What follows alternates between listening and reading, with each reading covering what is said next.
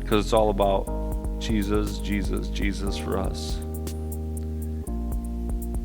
In Daniel 6, verse 10, Daniel was one. He learned about a decree that had been placed that he was to bow down before the king and no other God during the days that they had set for that to happen.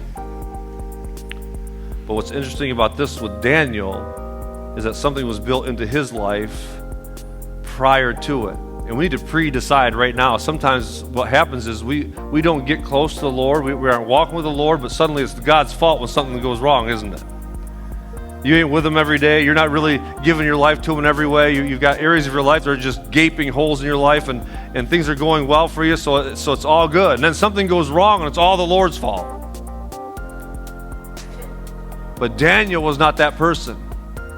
Daniel had pre-decided to follow the Lord before anything went wrong. He was walking with the Lord. He was spending time with the Lord. He was poured out before the Lord. His prayer life was on top of the world. He was calling out to God, and everybody knew it.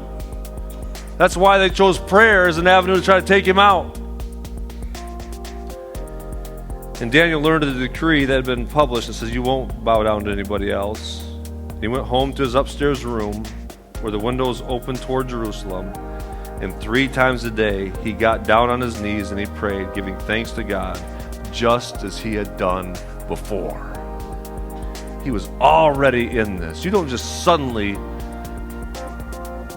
people do. They suddenly think they become a prayer warrior because something goes wrong. But man, prayer warrior is being a prayer warrior when times are good. Because you know the bad times are coming. But he deserves all the praise in the storm. He deserves praise in the good time. He was good enough to bless you in the good time. He's good enough to bless you and be with you in the bad times. And so you just spend that time with him, become a prayer warrior before it ever all goes wrong. And that's who Daniel was. These are heroes of the faith that I see.